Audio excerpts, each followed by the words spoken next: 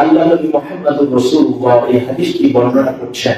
One Anas রাদিয়াল্লাহু তাআলা, আনাস রাদিয়াল্লাহু তাআলা তিনি বলেছেন ক্বালা রাসূলুল্লাহ সাল্লাল্লাহু আলাইহি ওয়াসাল্লাম, রাসূলুল্লাহ সাল্লাল্লাহু আলাইহি ওয়াসাল্লাম ইরশাদ করছেন যে লা ইউমিনু আহাদুকুম হাত্তা আকুনা হাব্বা ইলাইহি, তোমরা আল্লাহর কাছে মুমিন ব্যক্তি ততদিন পর্যন্ত হইতে পারবে না, তোমরা মুমিন ব্যক্তি ঈমানদার ব্যক্তি ততদিন তোমরা হইতে পারবে না যতদিন পর্যন্ত আমাকে তোমরা তোমার ছেলে, তোমার মেয়ে, তোমার পিতা, তোমার মাতা, পৃথিবীর যত মানুষ আছে সবার থেকে বেশি ভালো না বাঁচতে পারবে। সুবহানাল্লাহ। তখন তুমি মনে করবা আমার পিতা মাতা, আমার ছেলে মেয়ে, আত্মীয় স্বজন, পাড়া প্রতিবেশী, পৃথিবীর সকল মানুষের থেকে আমি আমার নবীকে বেশি ভালোবেসেছি, আমি আমার নবীকে ভালোবাসি, নবীর জন্য জান দিতেও পারি, জান নিতেও পারি। যখন আপনার মনের ভিতরে এতটুকু ভালোবাসা আসবে তখন আল্লাহ নবী বলেছেন তুমি তখন মুমিন হিসাবে দাবি করবে। সুবহানাল্লাহ। হযরত জাবের রাদিয়াল্লাহু তাআলা এর পরিচয় দিয়েছেন যে নবীর ভালোবাসা কতটুকু হওয়া প্রয়োজন। আর নবীর ভালোবাসা যদি আপনি আল্লাহ তাআলা যেভাবে বলেছে ইন কুনতুম তুহিব্বুনাল্লাহ, তোমরা কি আল্লাহকে ভালোবাসতে চাও, তোমরা কি আল্লাহকে ভালোবাসো? বলে হ্যাঁ আমরা আল্লাহকে ভালোবাসি। তুহিব্বুনাল্লাহ, অবশ্যই আমরা আল্লাহকে ভালোবাসি। আমার আল্লাহ রাব্বুল আলামিন বলছেন যদি আমার বান্দা তুমি আমাকে ভালোবাসো ইউহিব্বুকুমুল্লাহ, তাহলে তোমরা আমার হাবিবকে ভালোবাসো। বলো সুবহানাল্লাহ। আর যদি তোমরা আমার হাবিবকে ভালোবাসতে পারো আমি আল্লাহ তাআলা জানায় দিচ্ছি আমি আল্লাহকে ভালোবাসলে এবং আমার হাবিবকে যে ভালোবাসবে কিয়ামতের ময়দানে আমি আল্লাহ রাব্বুল আলামিনকে খুঁজতে হবে না, আল্লাহর জান্নাতকে খুঁজতে হবে না, আমি আল্লাহ নিজেই তাদেরকে জান্নাতে ঢুকিয়ে দিব। সুবহানাল্লাহ। হযরত জাবের রাদিয়াল্লাহু তাআলা তিনি আল্লাহ নবীকে দাওয়াত দিলেন। কি দিলেন? কয়দিন ধরে ঘুরতেছে, দাওয়াত দিতে পারে না। আজকে সময় পেয়েছে, বলছে আল্লাহ নবী আমি আপনাকে দাওয়াত করতে চাচ্ছি, আপনি যদি আমাদের বাড়িতে যেতেন তাহলে আমি বড় ধন্য হয়ে যেতাম। বলে সুবহানাল্লাহ। এমন একজন নবীকে দাওয়াত দিবেন যিনি হচ্ছেন রাহমাতাল লিল আলামিন, যেখানে যাবে সেখানেই রহমত। আল্লাহ নবীকে যদি একবার খাওয়াতে পারতাম ধন্য হয়ে যেত, আপনার আশেক ধন্য হয়ে যেত, আপনার সাহাবী মনে তৃপ্তি পেত। আল্লাহ নবী বলছে ঠিক আছে আলহামদুলিল্লাহ তোমার দাওয়াত কবুল করলাম। বলে সুবহানাল্লাহ। এখন দাওয়াত পেয়েছে, জাবের রাদিয়াল্লাহু তাআলা রওনা করলেন বাড়ির দিকে। বাড়িতে গিয়ে একমাত্র একটা খাসি বা একটা ছাগল তিনি আল্লাহ নবীর নামে জবাই করে দিলেন। বলে সুবহানাল্লাহ। আমাদের প্রিয় নবী মুহাম্মদুর রাসূলুল্লাহ সাল্লাল্লাহু আলাইহি ওয়াসাল্লামের মহব্বতে যে আমার নবী আমার বাড়িতে আসবে, জবাই করার সাথে সাথে তার দুইটা সন্তান ছিল। কয়টা সন্তান বলেন তো? দুইজন সন্তান। এই দুইজন সন্তান, ছোট্ট একটা সন্তান ছিল তার, যেটা ছোট, সেটা ঘুম থেকে উঠে তার খাসিটাকে খুঁজতেছে, তার ছাগলটাকে। আমাদের বাচ্চা আছে না কতগুলো? ছাগল যদি হইলে ওর না আমার, কিন্তু আমার সন্তান হলে এটা আমার আব্বা, এটা কিন্তু আমাকে দিতে হবে, এটা আমার ছাগল। বলে না একদম? একটা গরু হলে এটা আমার গরু, কিন্তু মূলত এই গরুটা আমার। বলছে আমার ছাগলটা কই আব্বা? ভাইকে বলতে বল ভাইয়া আমার ছাগলটা কই? কারণ জানো না আমার নবী যে আজকে আমাদের বাড়িতে মেহমান, সেটাকে জবাই করে দেওয়া হয়েছে। হ্যাঁ জবাই আবার কি? জবাই আবার কি? ছোট মানুষ তো বুঝে না জবাই কি। বলে ভাই কিভাবে কি জবাই? জবাই বুঝে না, জবাই করে দেয়। বলে আমাদেরকে খাই দাও, যে ছুরিটা আনছে ছুরি দিয়ে জবাই দেয়। বলে তুমি একটু আমার প্র্যাকটিক্যাল দেখাই দাও। তাহলে তুমি শুয়ো, তাহলে আমি প্র্যাকটিক্যাল দেখাই দিব। ছোট মানুষ তো, বাচ্চা বুঝে না, বড় হয়ে যাও, বেশি বড় নয়, 10-12 বছর এরকম হয়তো বয়স হবে। এরপরে তিনি শুয়ে পড়লেন, ছোট বাচ্চাটা। এবার বড় ভাই বলছে যে ছুরি কি চালাই দিব, তোকে একবার দেখাই দিব? পয়সা আমাকে একবার দেখাই দিই আমি ছুরি চালাই। কিভাবে আপনার জবাই করছে দেখাই দিতে হবে। কি করে আমার একবার দেখাই দাও। এবার বড় ছেলে, বড় ভাই একবার ছুরিটা চালাই দিয়েছে বলার পরে ছুরি কি এক কথা মানবে? জবাই হয়ে গেছে। যখন তলপাচ্ছে, রক্ত বেরোচ্ছে, ব্লাড বের হয়ে যাচ্ছে, তখন সে ভয় পেয়ে গেল, আমার ভাই তো দুনিয়াতে থাকবে না। কিছুক্ষণের মধ্যে তার দাম চলে গেল, মারা গেল। বড় ভাই তো হায় উদাস, সে যতই ছোট হোক কিন্তু বুঝে যে আমার ভাই যে অবস্থা করছে এইটা যদি আমার আব্বা আম্মা দেখে যে আমার বারোটা দৌড় মারল। দৌড়াচ্ছে, দৌড়াতে দৌড়াতে সে চলে গেল। দৌড়াতে দৌড়াতে অনেক দূরে চলে গেল। একটা বিশাল খেজুর গাছের উপরে উঠলো। এই জায়গায় উঠি, আমার আব্বা যখন আমাকে খোঁজ করবে, আমাকে পাবে না, আমি এই জায়গায় লুকায় থাকি। কিছুক্ষণ পরে জাবের রাদিয়াল্লাহু তাআলা বাড়ির মধ্যে আসে, দেখি তার সন্তান গলা কেটে দিয়েছে, আমার সন্তানের মৃত্যু হয়েছে। আল্লাহু আকবার। তিনি চিল্লাইতে চিল্লাইতে কান্না করা আরম্ভ করলো। কান্না করতে করতে স্ত্রী যখন দেখলেন যে ছোট ছেলেকে কে যেন জবাই করে দিয়েছে, সে মারা গেছে, স্ত্রীর মন খুব পাতলা, মায়ের মতো ধৈর্য ধারণ করা অসম্ভব। যখন দেখেছে সন্তানের গোনা কেটে দিয়েছে, আরে আমার সন্তানকে কে মারলো, কান্না দুজনেই জুড়ে দিয়েছে। জাবের রাদিয়াল্লাহু তাআলা স্ত্রীর কানে কানে বলছে, ও জাবের, জাবের স্ত্রী, ও আমার আদরের স্ত্রী, আজকে কান্নার দিন নয়। আমরা তো নবী মুহাম্মদুর রাসূলুল্লাহ সাল্লাল্লাহু আলাইহি ওয়াসাল্লামকে দাওয়াত দিয়েছি, যিনি হলেন রাহমাতাল লিল আলামিন। আমার সন্তানের থেকেও আমার নবীর দাম আল্লাহর কাছে বেশি। আর কান্না করো না, দোহাই লাগে, তোমাকে আমি অনুরোধ করছি স্বামী হিসাবে, তোমাকে আমি করজোড়ে অনুরোধ করছি। স্ত্রী শুধু আমার, আমি জানি যে পরিস্থিতি আমরা পড়েছি, যে অবস্থায় আমরা আছি, এই অবস্থা মেহমানদারির অবস্থা নয়। জানি সন্তান মারা গেছে, হৃদয় ছিঁড়ে যাচ্ছে, কলিজা ফেটে যাচ্ছে, কিন্তু নবীজি আসবে, নবী যদি দেখতে পায়, জানতে পায় যে আমার সন্তান মারা গেছে, জীবনও আমার নবী আমার বাড়িতে আর দাওয়াত খাবে না। এই অবস্থায় তো আমার নবী আমার বাড়িতে খাইতে পারে না। অনেক স্ত্রী কম্বল নিয়ে আসো, স্ত্রী কম্বল নিয়ে আসলো। জাবের রাদিয়াল্লাহু তাআলা তার কলিজার টুকরাকে কম্বলের উপরে শোয়া দিলেন। শোয়া দেওয়ার পরে পেঁচায় বলছে, স্ত্রী কান্না করো না, আমার নবী যেন জানতে না পারে যে আমার সন্তান মারা গেছে। আল্লাহু আকবার। নবী মুহাম্মদ কত, আমার বন্ধুরা, আমার বাবারা, আমার চাচারা, আমার ছোট ছোট আদরের সন্তানেরা, আপনারা শিক্ষা নেন যে সাহাবীরা নবীজিকে কত ভালোবেসেছে। তার সন্তানের থেকেও আমার নবীকে বেশি ভালোবাসলো কিনা বলেন, বাসলো কিনা বলেন। সাহাবী জাবের রাদিয়াল্লাহু তাআলা ছোট ছেলেকে কম্বল মুড়ায় দিয়ে ঘরের ভিতরে রেখে দিলেন। স্ত্রীকে বলছে, দয়া করে তুমি কাঁদিও না, আমার নবী শুধু মেহমানদারি করা হয়ে যাক, তারপরে আমরা প্রাণ খুলে কাঁদবো। জাবের রাদিয়াল্লাহু তাআলা বড় ছেলের বাড়িতে রওনা করলেন খোঁজার জন্য। বড় ছেলেকে উপস্থিতি কোথাও পাওয়া যাচ্ছে না। এমন এক সময় দেখলো খেজুরের গাছে উঠে আছে বড় ছেলে। ওই বড় ছেলে যখন পিতাকে দেখেছে, এমন আচমকা আতঙ্ক হয়ে উঠেছে যে কি জানি আজকে আমার ভাই, আমি তো ছোট ভাইকে জবাই করে দিয়েছি। এই ভয়ে খেজুর গাছ থেকে যখন লাফ মেরেছে, ওই বড় ভাইটাও সেই খেজুর গাছ থেকে পড়ে পাথরের উপরে পড়লো। সাথে সাথে মাথাটা ঠিককি দিয়ে ফেটে গেল। ফেটে গিয়ে তার বড় ছেলেটাও সেই জায়গায় মৃত্যুবরণ করলো। আল্লাহু আকবার, আল্লাহু আকবার। জাবের রাদিয়াল্লাহু তাআলা কান্নাকে আর থামাতে পারছে না, মনে হয় বিশাল পাহাড় হয়ে গেল। এদিকে স্ত্রী যখন সন্তানকে দেখলো, বড় সন্তানকেও করে নিয়ে এসেছে, সেও মারা গেছে। এবার ওই স্ত্রী আর থামতে পারছে না, তিনি বুক চাপড়াচ্ছে আর কাঁদছে। আমার জাবের রাদিয়াল্লাহু তাআলা বলছে, স্ত্রী কান্না করো না, কান্না করো না, যে আমার নবী যে আজকে আমার বাড়িতে আসবে, আর আজকের দিনের ভিতরে ঘটনাগুলো ঘটতেছে, নিশ্চয়ই এর প্রতিদান আল্লাহ রাব্বুল আলামিন আমাদেরকে দিবে। পরীক্ষা চলতেছে, কি চলতেছে? পরীক্ষা আছে না নাই বলেন তো? প্রথম শ্রেণী পেলে আছে না নাই? প্রথম জামাত, দ্বিতীয় জামাত, তৃতীয় জামাত, চতুর্থ, এরকম ভাবে প্রথম শ্রেণী, দ্বিতীয় শ্রেণী, তৃতীয় শ্রেণী সবার পরীক্ষা আছে না নাই? আবার যিনি পড়ালেখা শেষ করে বিসিএস করে তাদের পরীক্ষা আছে না নাই?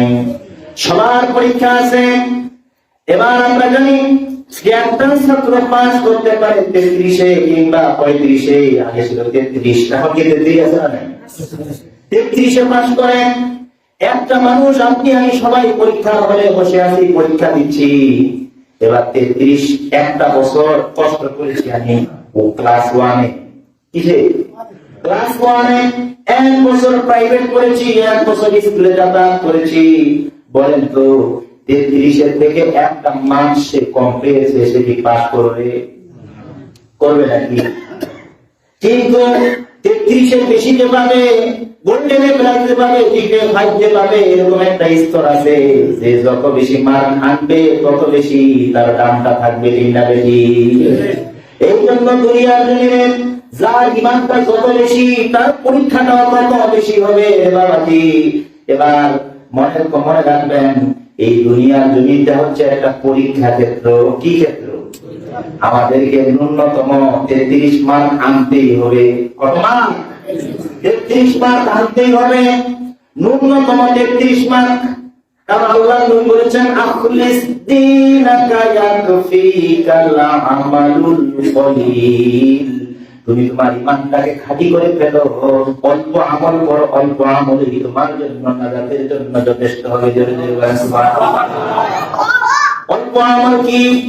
বলে ভাই আযান শুনেছি, 5 ওয়াক্ত নামাজ জামাতের সাথে পড়েছি, আর মিথ্যা কথা বলি নাই, সত্য বলেছি, হক পথে চলেছি, যতই দুঃখ হোক বেদনা হোক কোনদিন সুদ খাই নাই, মিথ্যা বলি নাই।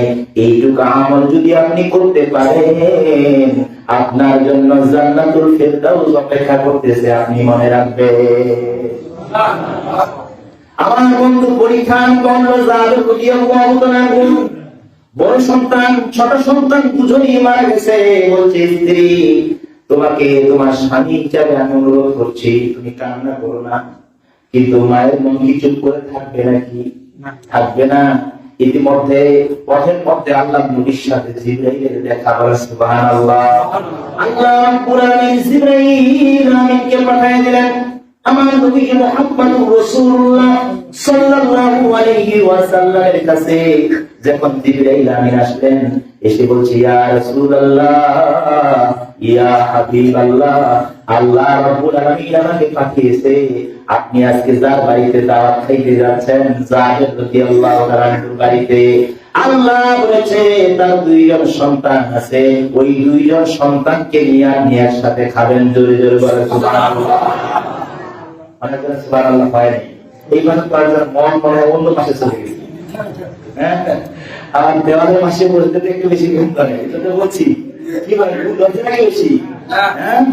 বলে এখন তো ঘুম ধরবে, তোমরা এটা বুঝতে পারো, সারাদিন যে কাজ, ঘুম তো ধরবেই। ঘুম কি করবে?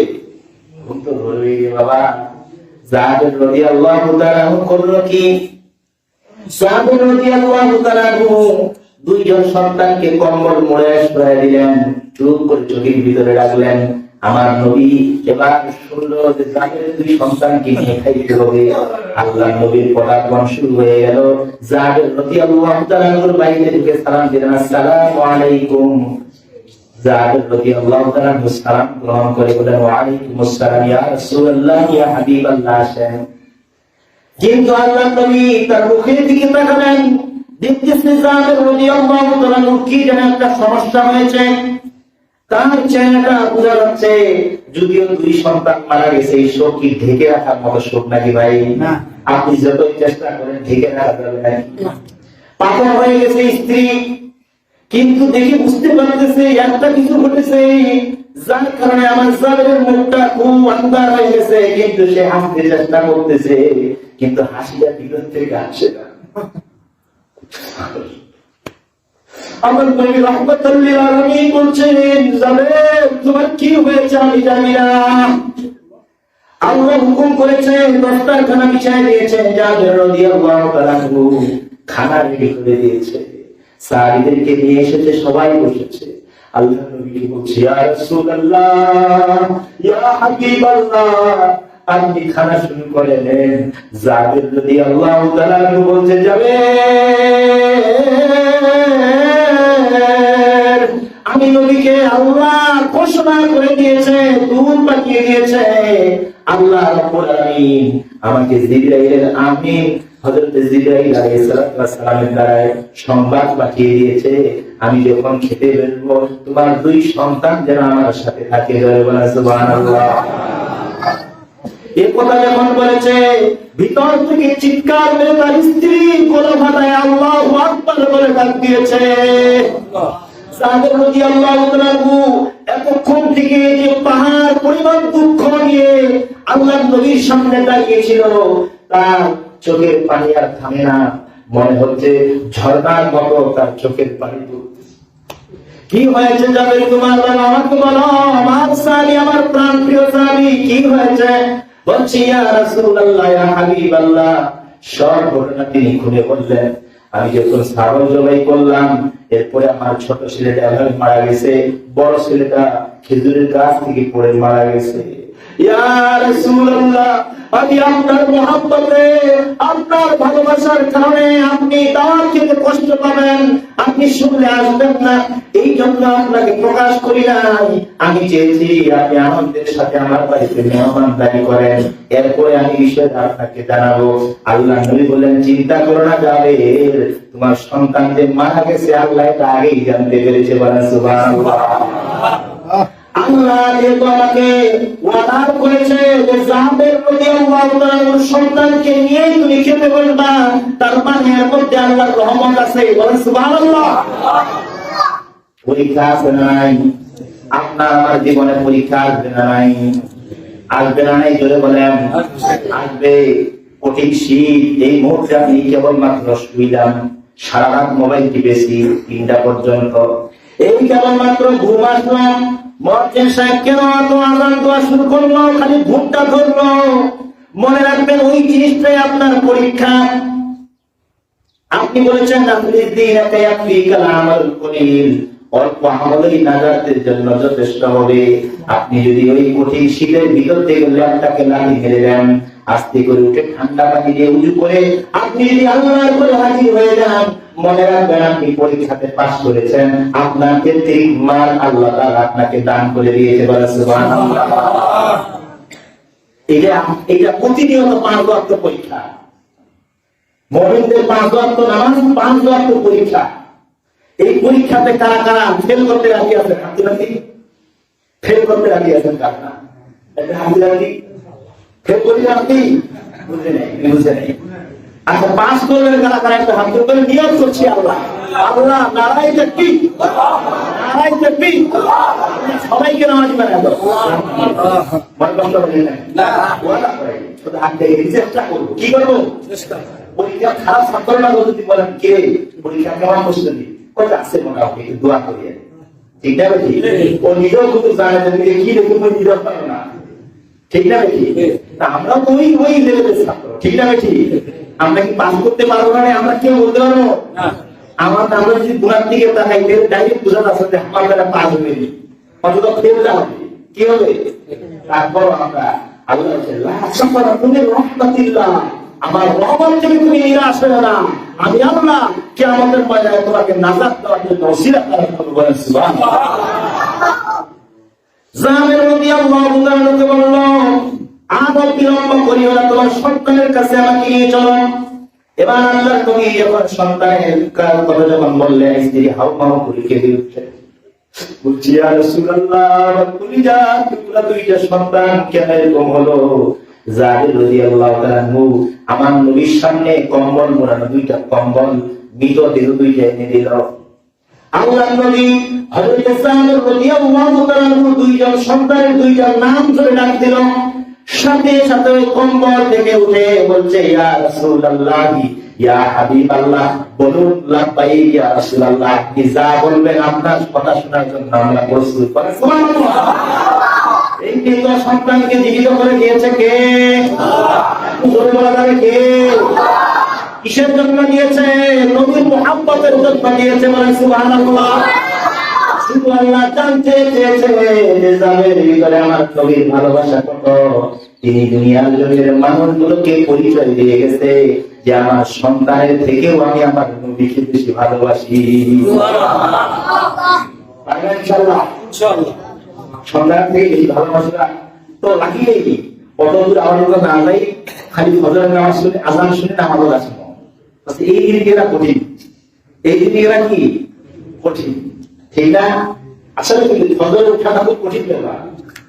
শীতের দিন ফজরে ওঠাটা কি মনে হয় যদি সারা রাত আপনি ঘুমান তাহলে দিতে কষ্ট, মনে হয় আমাদের ঘুমাইছে ঘুমে ঘুরে না গেল, ঠিক না? বেশি যে একাধারে যে মুমিন ব্যক্তি 40 দিন শীতের ভিতরে নামাজ আদায় করবে, আল্লাহ নবী বলেন যে ব্যক্তি 5 ওয়াক্ত নামাজ জামাতের সাথে পড়বে মসজিদে গিয়ে, মুমিন ব্যক্তি হুজুরের লেবাস পোশাক দিলে আপনারা হুজুর কইবেন, ঠিক না? বেশি টুপিওয়ালা দেখলে টুপিওয়ালা বলবেন, দাড়িওয়ালা দেখলে দাড়িওয়ালা বলবেন, যেই কাজী সাহেব বিয়ে পড়ায় তাকে বিয়ে পড়া কাজী সাহেব বলবেন, ঠিক না? বেশি যে ভ্যান চালায় তাকে ভ্যান চালক বলবেন, যে প্লেন চালায় তাকে পাইলট বলবেন, যে কোন ট্রাক চালায় তাকে ড্রাইভার বলবেন, কিন্তু ইমানদার মুমিন কাকে বলবেন এর কোন স্থিতি আছে নাকি? দলিলপত্র আছে, প্রমাণ আছে? আল্লাহ নবী বলেন তোমাদের মধ্যে থেকে যারা